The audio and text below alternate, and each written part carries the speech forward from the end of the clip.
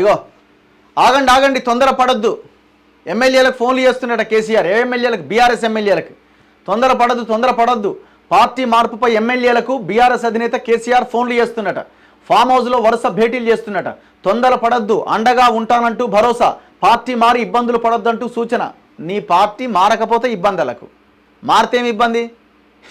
నీ ప్రభుత్వ హయాంలో మొత్తం దోపిడీ చేసిన సొమ్ము అంతా ఏడికాడికి పెట్టుకొని ఉన్నారు, భూములు కబ్జా చేసి ఉన్నారు. ఇప్పుడు పార్టీ మారకపోతే ఇబ్బందులకి, పార్టీ మారితే ఇబ్బంది. మారితే ఇబ్బంది లేదు, మారకపోతే ఇబ్బంది. నువ్వేం కాపాడుతావు? ఇప్పుడు ఎంపీలుగా 17 మంది అభ్యర్థుల కోసం కింద మీద పడ్డాడు.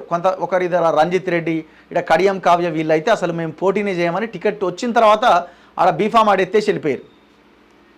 ఆనాడు ఏం చెప్పిన అభ్యర్థులకి, నేను అండగా నిలబడతా, నేనే ఖర్చు పెట్టుకుంటాను, వాళ్ళందరినీ బరిలోకి దింపి వాళ్ళని ఎటు కాకుండా చేసిన పాపం. వాళ్ళని మీరు ఖర్చు పెట్టుకోరు, లేకపోతే లేదా నేను ఒక్క రూపాయి కూడా ఇవ్వనని వాళ్ళని ఆగం చేసినాం.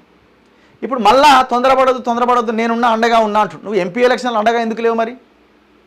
ఈ పర్ఫెక్ట్ ఎగ్జాంపుల్ ఇక్కడ గాలి అనిల్ కుమార్ అని మెదక్ నుంచి పోటీ చేసిండు, బీఆర్ఎస్ అభ్యర్థి. ఆయన పాపం మీరు సొంతంగా పెట్టుకోండి, మేమేం చేయలేమని చేతులు ఎత్తేసారు. ఫామ్ హౌస్లో భేటీలట. బీఆర్ఎస్ పార్టీలో గ్రేటర్ నుంచి ఎక్కువ మంది ఎమ్మెల్యేలు గెలిచారు. వారిలో చాలా మందికి రేవంత్ రెడ్డితో మంచి సాన్నిహిత్యం ఉన్నది. దీంతో వారు పార్టీ మారతారనే ప్రచారం జరగడంతో గులాబీ అధినేత అప్రమత్తమయ్యారు. వారిని ఫామ్ హౌస్కు పిలిపించి మాట్లాడుతున్నట్టుగా సమాచారం. మరికొందరికి ఫోన్లు చేసి పార్టీ మారొద్దని సూచిస్తున్నట్టుగా తెలిసింది. పార్టీ మారితే రాజకీయ భవిష్యత్తు కోల్పోతారని, కాంగ్రెస్ ప్రభుత్వం ఎక్కువ కాలం ఉండదని వారిలో మనోధైర్యం నింపే ప్రయత్నం చేస్తున్నట్టు. ఎందుకుండదా ఎక్కువ కాలం? లోక్సభ ఎన్నికలకు ముందు పార్టీ మారిన రంజిత్ రెడ్డి బీబీ పాటిల్ ఓటమి తీరును సైతం వివరించిందట. అయితే కేసీఆర్ భరోసా ఇచ్చినప్పటికీ పార్టీలో ఎంతమంది ఉంటారో, ఎంతమంది పార్టీ మారతారో అనేది సర్వత్రా ఆసక్తికరంగా మారిందట. ఇప్పుడు రంజిత్ రెడ్డిని, బీబీ పాటిల్ని ఎగ్జాంపుల్గా చెప్తే, మరి నీ పార్టీ నుంచి ఓడిపోయిన వాళ్ళని ఏం చేయాలా? నీ పార్టీ నుంచి పోటీ చేసిన 17 మంది ఓడిపోయారు కదా. 8 చోట్ల డిపాజిట్ కోల్పోయినావు కదా. 14 చోట్ల నీది 3వ ప్లేస్ కదా. ఎమ్మెల్యేలు పార్టీ మారతారని ప్రచారం జరుగుతుండటంతో బీఆర్ఎస్ అధిష్టానం అలర్ట్ అయింది.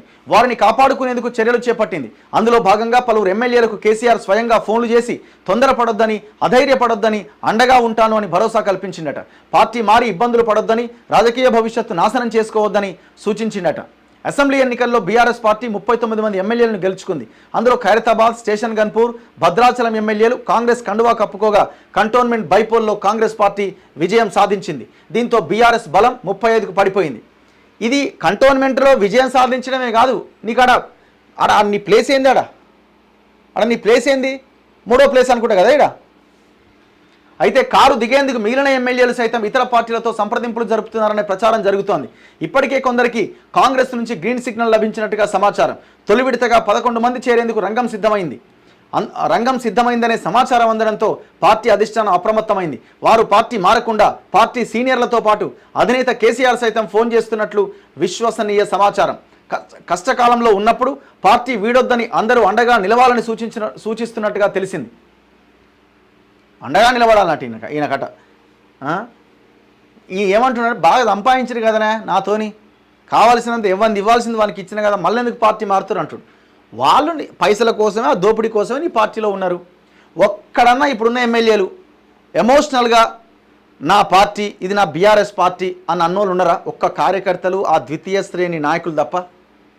ఒక్క లీడర్ అయినా నీ పార్టీలో నువ్వు ఎమ్మెల్యే టికెట్ ఇచ్చి ఎమ్మెల్యేలుగా గెలిచిన వాళ్ళు, ఎంపీలు టికెట్లు ఇచ్చి ఎంపీలు అయిన వాళ్ళు, రాజ్యసభ టికెట్లు ఇచ్చి రాజ్యసభలో ఎంపిక రాజ్యసభలో కూర్చున్న వాళ్ళు, ఏ ఒక్క నీ పార్టీ ప్రజాప్రతినిధి పై స్థాయిలో ఉన్నవాళ్ళు ఒక్కడన్నా నీ పార్టీతో ఎమోషనల్గా అటాచ్ అయి ఉన్నాడా? నీ పార్టీతో ఎమోషనల్గా అటాచ్ అయి ఉన్నవాళ్ళు పాపం దిక్కులేక పైసలన్నీ ఖర్చు పెట్టుకొని, ఆస్తులు అమ్ముకొని నీ పార్టీకి ఊడిగం చేసిరు. వాళ్ళు శ్రమ దోపిడీ చేసిన వాళ్ళది. ఒక్క పదవన్న వచ్చిందా వాళ్ళకి పాపం? ఇంకా వాళ్ళు నువ్వు ఇంత చేసినా కూడా ఇది నా పార్టీ, నా తెలంగాణ పార్టీ అని ఒక ఎమోషనల్గా అటాచ్ అయి ఉన్నారు వాళ్ళు. నీ పార్టీ ఇంకా బతికుంది అంటే వాళ్ళే కారణం. వాళ్ళు ఏమీ ఆశించకుండా నీ పార్టీ కోసం కష్టపడ్డారు, రక్తం ధారపోసారు, కుటుంబాలను త్యాగం చేసి నీ పార్టీ వైపు నిలబడ్డారు. ఏం చేసిన వాళ్ళకి నువ్వు? అధికారంలో ఉన్నప్పుడు వాళ్ళకి ఏమైనా చేసినావా? ఒక పని చేసి పెట్టినవా? అధికారంలో ఉన్నప్పుడు నీ ఎమ్మెల్యేలు, నీ ఎంపీలు, నీ గ్యాంగ్ తప్ప, నీ మాఫియా తప్ప ఎవడన్నా ఒక్క కార్యకర్తకు, ఒక కింది స్థాయి నాయకుడికి 1 రూపాయి పోయిందా? వాళ్ళని కాపాడగలిగినవా? ఒక్క నామినేటెడ్ పోస్ట్ ఇచ్చినవా? అయితే నీకు భజన చేయాలా, లేకపోతే నీ కొడుకు భజన చేయాలా, నీ కూతురికి భజన చేయాలా? ఇది తప్ప ఒక్కరికన్నా ఒక్క పోస్ట్ ఇచ్చినావా? మల్లారెడ్డి లాంటోడికి, మల్లారెడ్డి అల్లున్ లాంటోనికి ఎవరికి ఇచ్చినావు నువ్వు?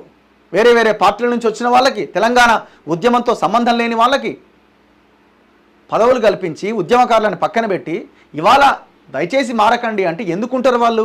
నీ దగ్గరికి వాళ్ళు వచ్చిందే ఎట్లా ప్రభుత్వంలో ఉన్న సొమ్మును దోపిడీ చేసి ప్రజలని నిండా ముంచడానికని.